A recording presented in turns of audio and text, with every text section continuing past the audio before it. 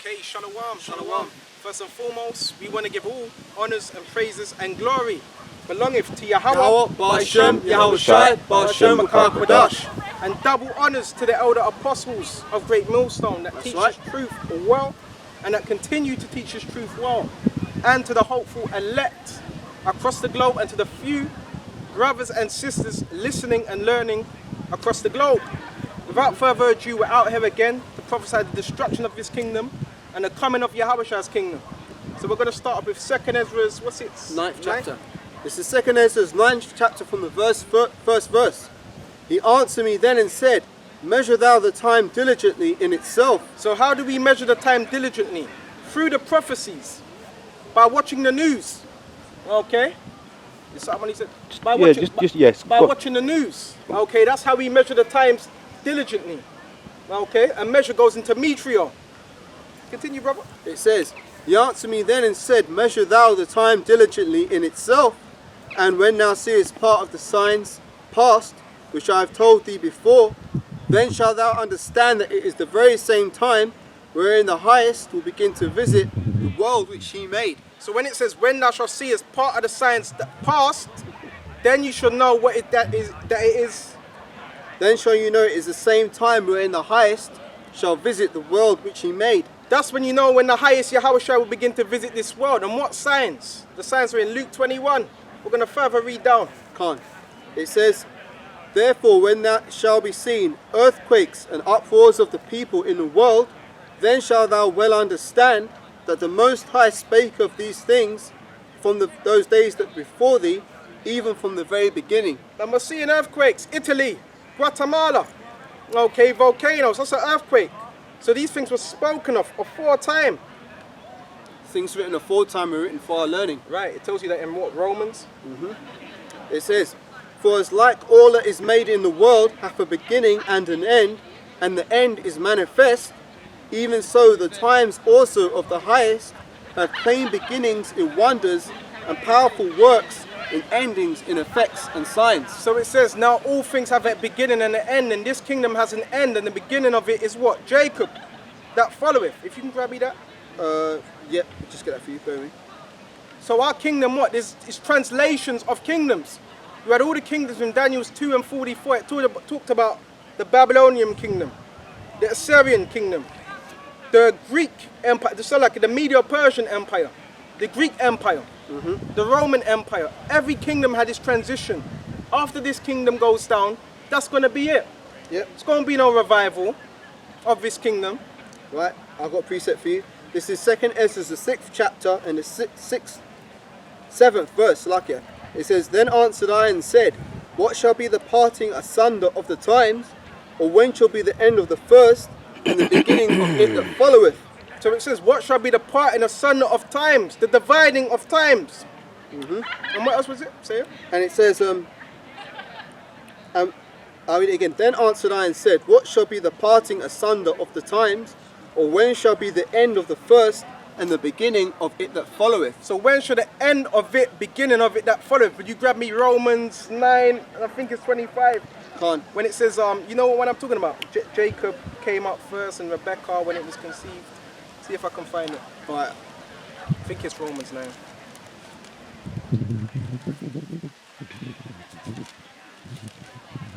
Yeah, I got it. Right, so this is Romans chapter 9, starting from verse 8. It says, that is, they which are the children of the flesh, these are not the children of the Most High, but the children of the promise are counted for the seed. For this is the word of promise, as at the time I shall come to Sarah. Yeah, it goes into it. So, and she shall have a son. Not only this, but when Rebekah also had conceived by one, even our father Isaac, for the children not yet being born, neither having done any good or evil, that the purpose of the Most High according to election might stand, not of works, but of him that calleth, it was said unto her, the elder shall serve the younger. As it is written, Jacob have I loved, and Esau have I hated. So that was prophecy, that the elder shall serve the younger. Because when you go into Genesis, I think 25 and 27, it talks about who came out first. Yeah, just go. Esau came out first.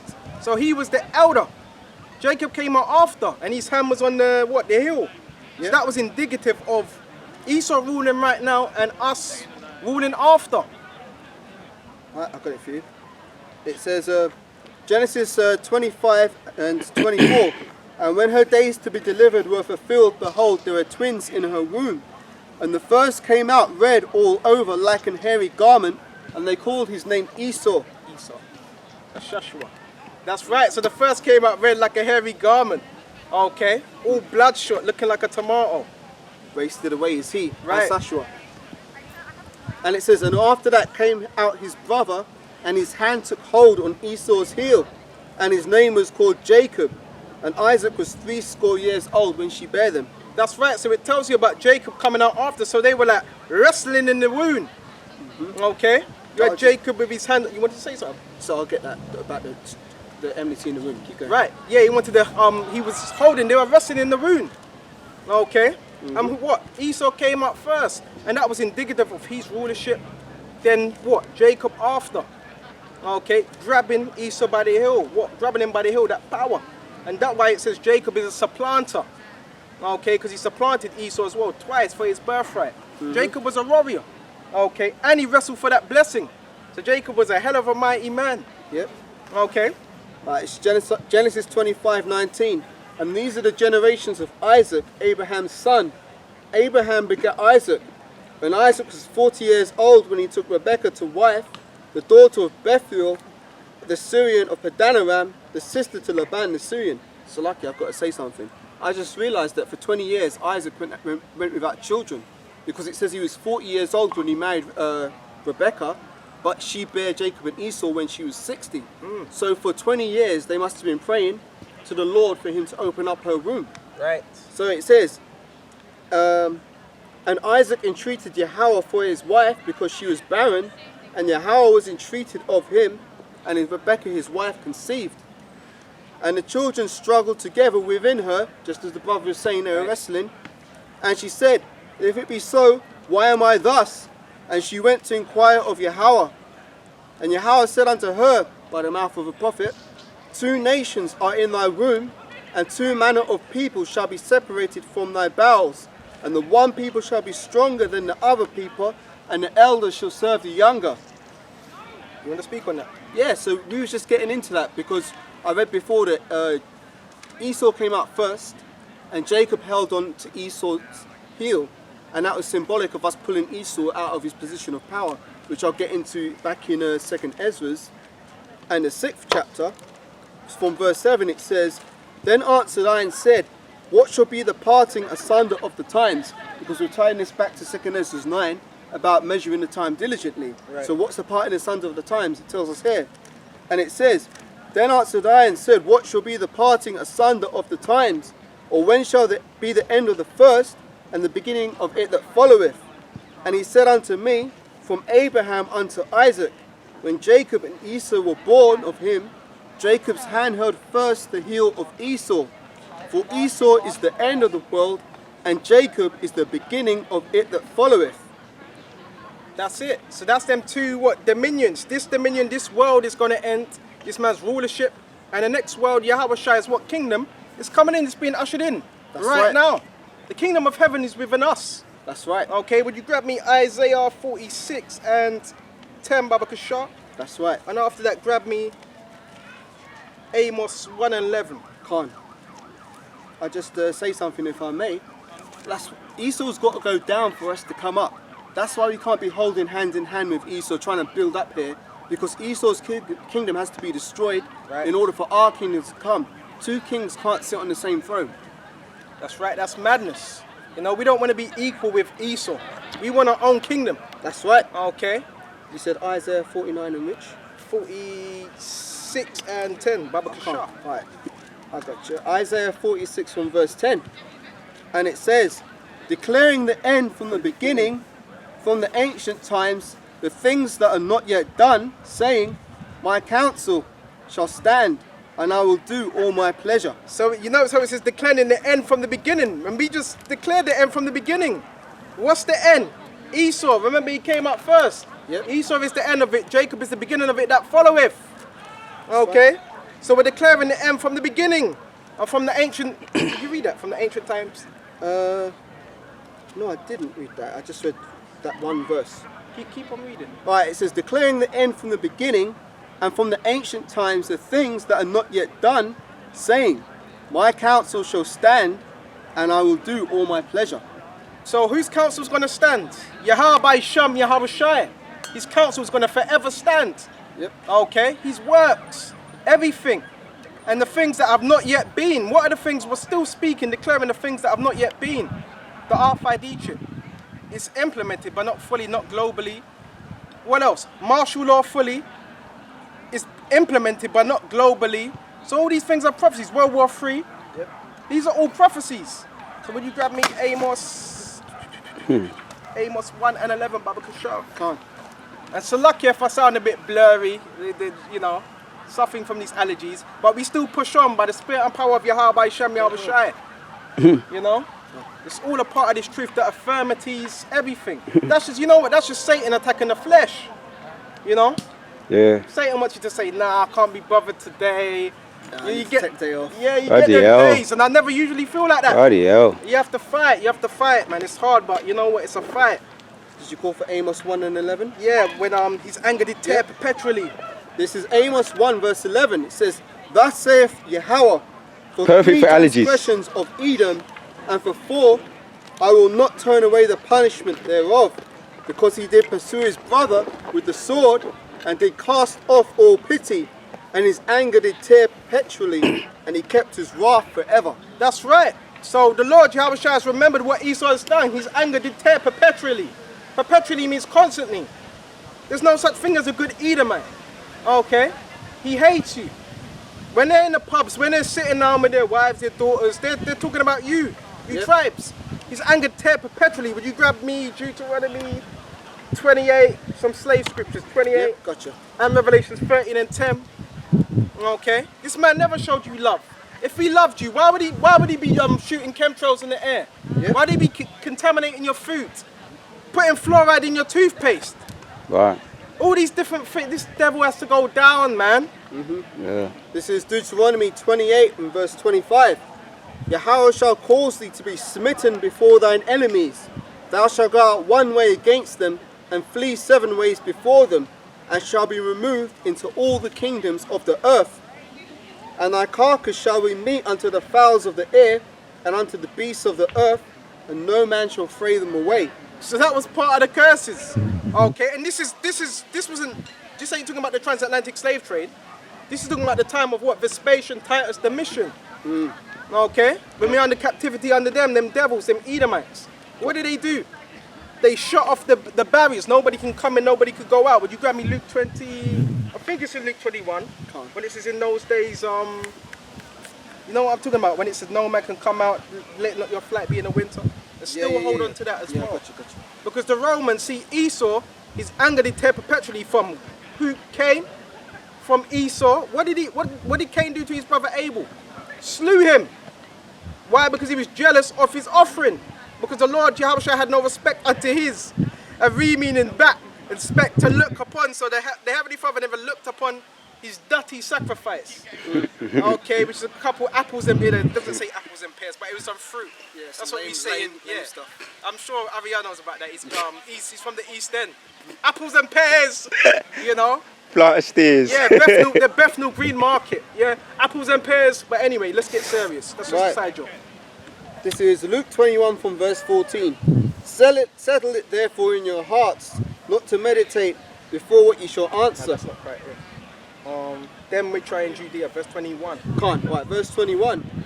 Then let them which are in Judea flee unto the mountains, and let them which are in the midst of it depart out, and let not them that are in the countries Bloody enter hell. therein too. So that's what we had to do. We had to flee out immediately, because if we didn't flee out, what was our people doing? They were eating their belts. They were eating belts. They were eating grass, whatever was left over. So there was famine. Even their own children. Oh yeah, and we can get into that as well. And these are the things that, see, this is all leading to prophecy.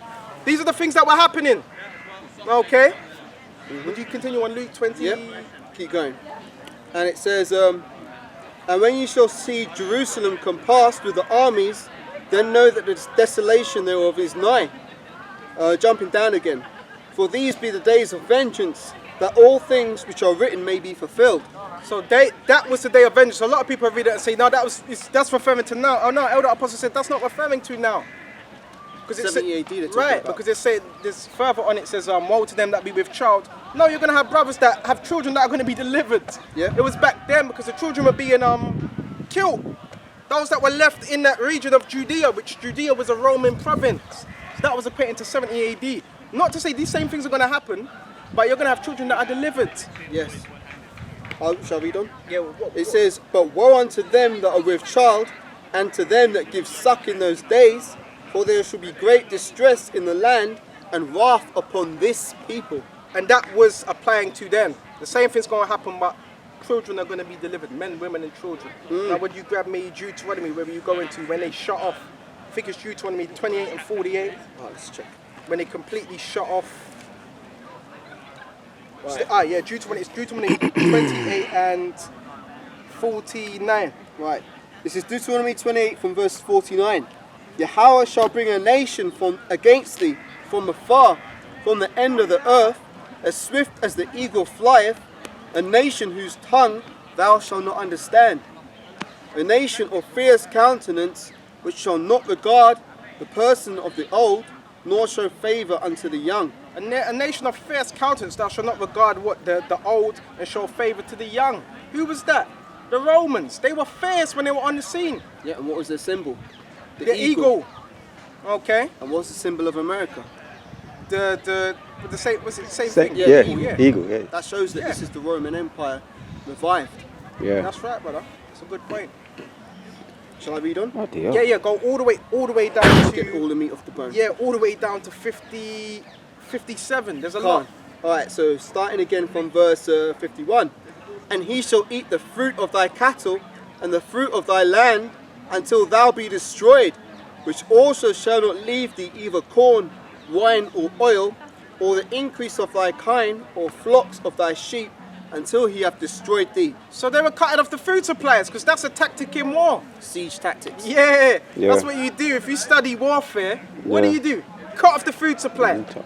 Stop all the roads delivering any goods going in or going out. Right, or even contaminate the water, because you had that in certain wars as well. You had those that were catapulting dead bodies.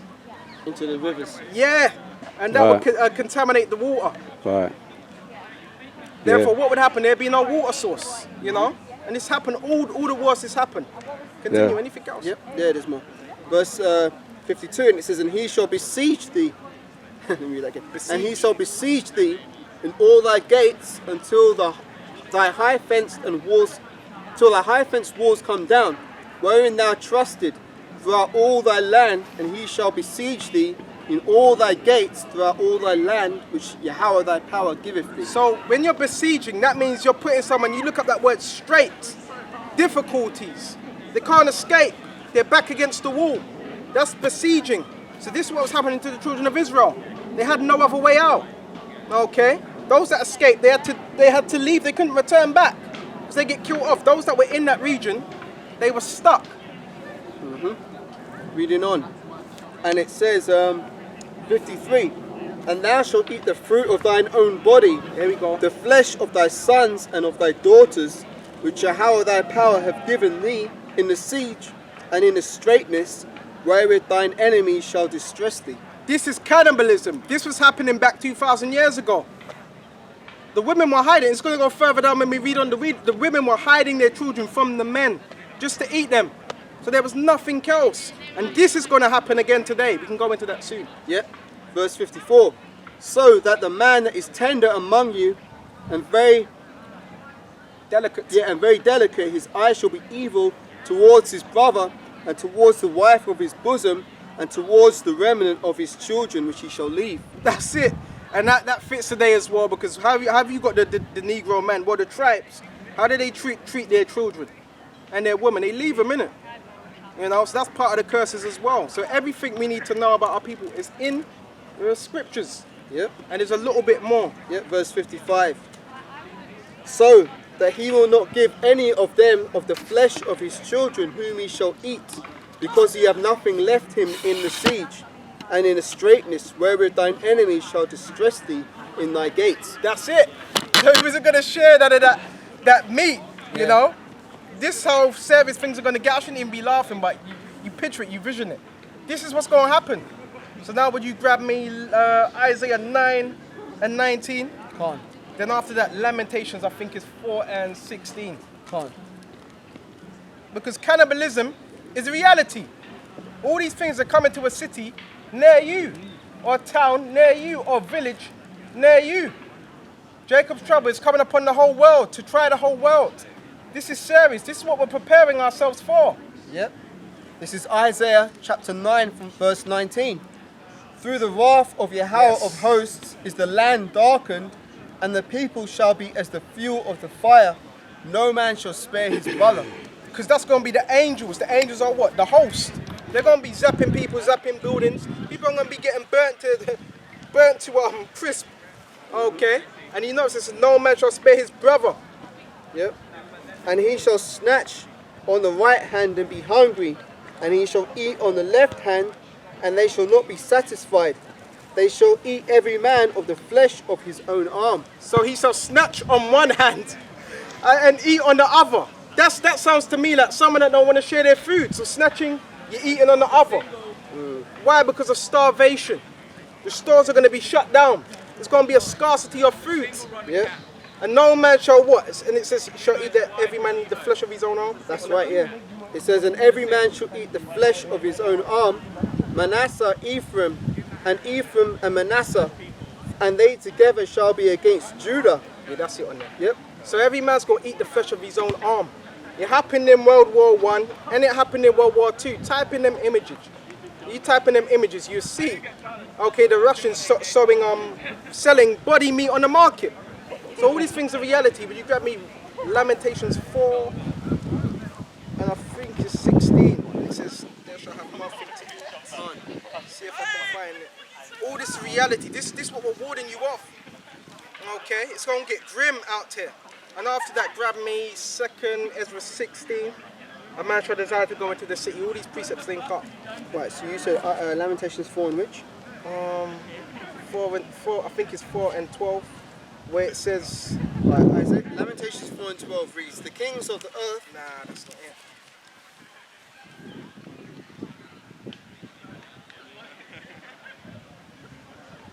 Where it says there things that become withered like a stick.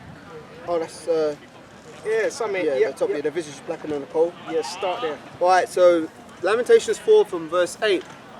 Their visage is blacker than a coal. They are not known in the streets. Their skin cleaveth to their bones. Okay, stop there, Baba Kashat. Their visage is blacker than a coal. Dark, because when our people catch famine, they turn darker. What's called malnutrition. Because they lack no vitamins, nothing. This is what happened back then. This is what's going to happen again. And what else does it say? Reading on, it says, Their visage is blacker than a coal. that's right, their visage is blacker than a coal. They are not known in the streets. Their skin cleaveth to their bones. It is withered, and it is become like a stick. Their skin cleaveth to their bones. It is withered. It's become like a stick. Similar to this. You see how it's snapped? This is how it is. This is what was happening. The skin was cleaving to their bones. So what does that mean? They're starved. Starving. Starvation. That's a horrible way to die. The scriptures say, better is him that is slain by the sword than him that is It's slain by hunger. going to go into that. Okay. I don't know. Did you know that was... I don't know where that precept is. Yeah, it's in but- there. It's lower. It's... Okay. I'll read on then. It says, they that be... Oh, you're right on point. Yeah. It says, they that be slain with the sword are better than they that be slain with hunger. Why? Because you slay him with a sword. That's like fast. You know you're going to die. Yeah, put out your misery. Unless you're not hitting unless you are hitting the wrong artery and you survive. But you understand what I'm saying. Rather than he that dies. Slain by hunger. Yeah, because that's a slow, agonizing death. Haven't you seen them adverts? Them Oxfam adverts. But they've got the flies crawling around in the baby's face. Yeah, they're Kushites. Okay. Look what's going on in Yemen. Children starving. They're not documenting this. All these different things are happening. That's a slow, agonizing death. Why? Because your sugars, the last of your sugars, they're eating out each other. That's a slow, painful death. And when you're at that stage, you can't get up to get anything because you're weak. Yep. So this was going to be happening, and the men of the Lord are also going to see this as well. The scoffers, the scorners, the women that were talking shit. And I know it sounds made bad, even some of the people that we live with, some of the family members we know, this could happen to them. That's why you got to prepare your mind. You're going to see people starving, crying. All this you got to picture this, how serious it's going to be. We're not just, look, we're not reading, this ain't entertainment, this is serious. This is what you're going to see. Might I add something to that? This is Go interesting. ahead. Oh, so lucky. This is interesting because the scriptures say, man doth not live by bread alone, but by every word that proceeded from the Most High. There's going to be a famine of the word, where there's going to come a time when you're not going to be able to click on YouTube and watch our videos and hear us breaking down these scriptures to you. When that time comes, it's going to be the times that the brother was speaking about, times of civil unrest, you know, martial law and all this stuff. So not only are you going to be starving in your physical body, you're going to be starving from hearing the words of the Most High, because you turned your back. When you had a chance to get this buffet meal that we're laying on for you now, you turned it, nah, I don't want to hear about that. But the times are going to come where you're going to be starving in your belly thinking, shit man, I wish I had listened to those men. What's those names they used to say? Is it Yahushua? Is it Yahweh? Is it Yahweh? You're going to be looking for us, and you're not going to be able to find us. And you're going to be starving, both spiritually and physically. Right, that's a good point. Beautifully put. Yeah, see, that's how you're looking at things twofold. A lot of the scriptures are twofold. Not just physically, spiritually. Okay, why? For the word, because this word is likened unto what? Food. Yep. Okay. Would you grab me 2nd Ezra 16? Double Kushaf. Can't. From the top. 16 from the top, or? No, that scripture where it says there shall be a great, no, not great insurrection, the other one. Man shall desire To go into a city and shall not be able. Right. Damn hay people playing. Oh man. Yeah, if you may. Man. Just looking for it, bear with me. It's where was that? The whole family and It's pagan tribulation. 2nd Ezra 15 and 17. Oh, good. So that's in the chapter. Help me out here because my hay fever's playing up. Right, if you want me to speak, I'll speak. Yeah? Yeah, I want to carry on speaking, but once I start sneezing, you know. Alright, yeah. Alright, so 2nd Ezra 15 from verse 17, I believe, is it? Yeah. Yeah, it says, a man shall desire to go into a city and shall not be able. For because of their pride, the city shall be troubled, the houses shall be destroyed, and men shall be afraid. So if a man's desire, a man's craving. You go into the word desire, it goes into COVID. So a man's going COVID to get into a city. Why? He may have a loved one. Could be his mother. Old mother may live somewhere. Could be daughter. Could be anything. Could be food. A lack of resources. So what? A man's going to desire to go into another city, but shall not be able to. Why? It says, for because of their pride shall the cities be troubled, the houses shall be destroyed, and men shall be afraid. Now this is interesting because we saw a small example of that with these COVID lockdowns. Remember when they announced that they're going to be shutting down? People were flocking to the train stations trying to get out of here to go back to wherever it was they came from so they wouldn't get caught up in the lockdown. Right. So that's just a small example of what we're going to see in these times to come. And even on a bigger scale. And this is because of the pride of the cities. Because Yahushua, he hates pride. And that's another thing in this truth. The scripture's knowledge puffeth up. That's right. So again, you're going to get puffed up. But that's when you have to acknowledge that and realize we are really nothing. Oh, but something because we have this truth, but knowledge puffeth up. We always got to stay grounded in this truth. Always. There's also another thing. It says, because of their pride, the city shall be troubled.